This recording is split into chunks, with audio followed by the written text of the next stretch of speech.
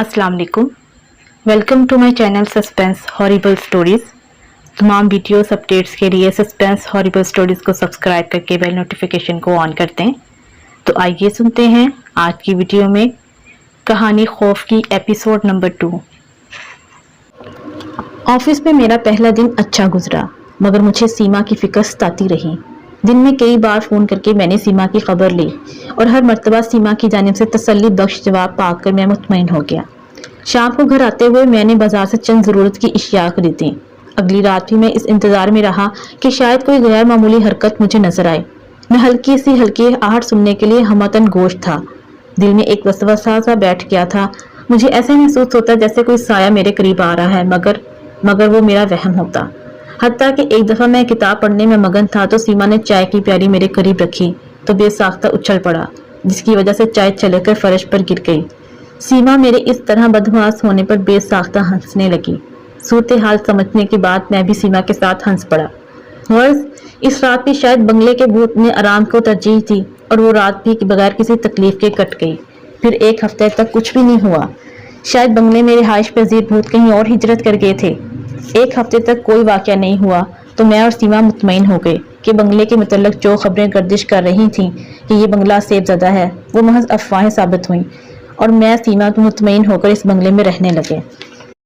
मैंने ऑफिस से 2 दिन की छुट्टी ली और सीमा का दिल बहलाने के लिए इसे आउटिंग पर ले गया। हम दोनों शहर के कई काबिल-ए-दीद मकामात की सैर करते रहे। शहर वाकई काफ़ी खूबसूरत था, मगर न जाने क्यों मुझे शहर के बासी खौफजदा से महसूस हुए। ऐसा लगता था जैसे इन्हें कोई डर हो, वो किसी अनजाने मखलूक से डर रहे हों। फिर एक शाम जब मैं और सीमा रात का खाना खाकर चहलकदमी के लिए घर से निकले और अभी कुछ ही दूर गए थे कि हमें काफ़ी लोग खड़े नजर आए। वो लोग एक दायरे की सूरत में खड़े थे और किसी चीज़ को देखकर तबसरा कर रहे थे। वहाँ काफ़ी औरतें भी खड़ी थीं। मैं और सीमा भी तजस्सुस के हाथों मजबूर होकर हजूम की जानिब बढ़े और हजूम को चीर कर आगे बढ़ने लगे। क्या हुआ है बड़े साहब? लाशें पड़ी हैं, बुजुर्ग के लहजे में तलखी थी। लाशें? मैं घबरा गया। हाँ, लाशें हैं। किसी ने निहायत बेदर्दी से दोनों को मारकर यहाँ फेंक दिया। हाय, कैसा बुरा वक्त आ गया है। लोगों को खौफ खुदा भी नहीं रहा। हैवान बन गया है इस शहर का इंसान। ये शहर रहने के काबिल ही नहीं रहा। वो बुजुर्ग बड़बड़ाते हुए हजूम से निकलकर अपनी राह पर चल दिए। बुजुर्ग की खाली की गई जगह को मैंने पुर किया और हजूम में आगे बढ़कर लाशों को देखने लगा। दोनों लाशें नौजवान लड़कों की थीं जिन्होंने सफ़ेद शलवार कमीज पहन रखा था, मगर अब वो सफ़ेद शलवार कमीज इनके अपने खून से सुर्ख हो गया था। मुझे वहशत होने लगी। मैं हजूम से निकलकर सीमा के पास आया। वो भी फटी फटी नज़रों से लाशों को ही देख रही थी। इसके चेहरे पर भी वहशत छाई हुई थी। वो बेहद डरी हुई थी। मैंने सीमा का हाथ अपने हाथ में पकड़ा और इसे अपनी जानिब खींचा और हजूम से दूर होने लगा। ये कैसा शहर है जहाँ इंसान की कदर ही नहीं? सीमा बड़बड़ाने के अंदाज में बोली। इसकी आंखों से आंसू जारी थे। मैंने सीमा की बात का जवाब नहीं दिया और इसको लेकर घर की जानिब चल दिया। अभी मैं अपनी गली में पहुंचा ही था कि मुझे कद्दूस भाई मिल गए। कद्दूस भाई मेरी गली में ही रहते थे और कुछ ही दिनों से मेरी इनसे अच्छी खासी दोस्ती हो गई थी। खैरियत तो है? आप दोनों के चेहरों पर इतना खौफ क्यों है? खैरियत है ना? सलाम दुआ के बाद कद्दूस भाई ने पूछा। वहाँ लाशें पड़ी हैं, किसी ने बेदर्दी से मारकर फेंक दिया है। मैंने कद्दूस भाई को बताया। कहाँ? बड़े बाजार के अकब में। ओह, अफसोस हुआ। मगर तुम दोनों क्यों परेशान हो? कद्दूस भाई अफसोस करने के बाद बोले। लाशें देखने के बाद कोई खुश होता है? मेरे लहजे में तलखी थी। इस शहर में ऐसा होता ही रहता है। यहाँ सब चलता है। अभी पुलिस लाशें उठाकर ले जाएगी, फिर जिंदगी रवां दवां। कल तक किसी को याद भी नहीं रहेगा कि कोई लाश यहाँ पड़ी थी। कद्दूस भाई लापरवाना अंदाज में बोले। मगर वो इंसान थे, कोई कुत्ता बिल्ली नहीं थे। मैं खुशमगी लहजे में बोला। कैसे जालिम लोग हैं जो इस तरह मासूमों को मारकर फेंक देते हैं। मेरी बात सुनकर कद्दूस भाई एकदम खामोश हो गए और मुझे गहरी नजरों से देखने लगे, फिर गोया हुए। ये इस शहर का मातम है, अलमिया है। यहाँ इंसान नहीं रहते, कुत्ते रहते हैं, जिनके अपने इलाके में हर शख्स अपने इलाके में ही रह सकता है। अगर गलती से किसी दूसरी पार्टी के इलाके में चला गया तो बस समझो इसकी ज़िंदगी के दिन पूरे हो गए। कद्दूस भाई इतना कहकर आगे चल दिए। इस रात मैं जागता रहा। बार बार दोनों लाशें मेरी आंखों के सामने घूम रही थीं। मैं ना चाहते हुए भी इनके मुतल्लक ही सोच रहा था। یہ شہر جو غریبوں کی ماں کہلاتا تھا، جہاں ملک ہی نہیں دنیا بھر سے غریب اور نادار کھنچے چلے آتے تھے، یہ شہر کسی کو مایوس نہیں کرتا ہے۔ نہ جانے اس شہر کو کس کی نظر لگ گئی جو یہ شہر اجڑتا جا رہا تھا۔ ابھی یہ واقعہ ذہن سے اترا نہیں تھا کہ ایک دن صبح کے وقت جب میں دفتر جانے کی تیاری کر رہا تھا کہ علاقے میں گولی چل گئی۔ وجہ کیا تھی، کس نے گولی چلائی، معلوم نہ ہو سکا۔ بس کچھ لوگ آئے اور انہوں نے اندھا دھند معصوم عوام پر فائرنگ کر دی، جیسے کہ یہ معصوم عوام کسی دشمن ملک کی فوج ہو۔ نہ صرف فائرنگ کی گئی بلکہ سویرے چلنے والی گاڑیوں پر پیٹرول بم بھی پھینکے گئے۔ سیما سہمی ہوئی میرے پہلو سے لگی بیٹھی تھی اور اس کی نظریں مسلسل ٹی وی پر جمی ہوئی تھیں، جس میں گولیاں لگنے سے مرنے والے لوگوں کی لاشیں دکھائی جا رہی تھیں۔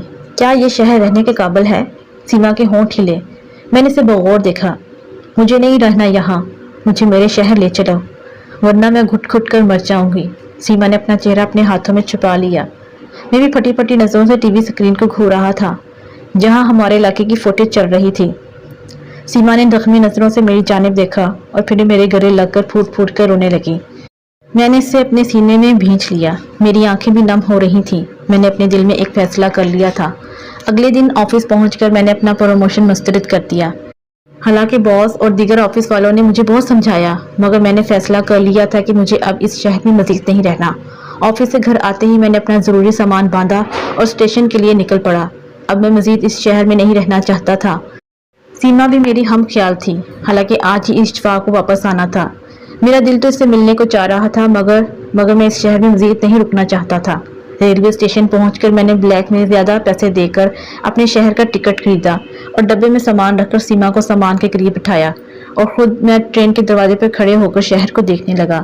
اسٹیشن پر ہجوم تھا، بھانت بھانت کے لوگ اسٹیشن پر چل پھر رہے تھے۔ میں ان لوگوں کو دیکھنے لگا، پھر میں نے اسٹیشن کی عمارت کی جانب دیکھا۔ اسٹیشن کی خوبصورت عمارت سر اٹھائے شان سے کھڑی تھی۔ اس وقت مجھے زین کی آواز سنائی دی۔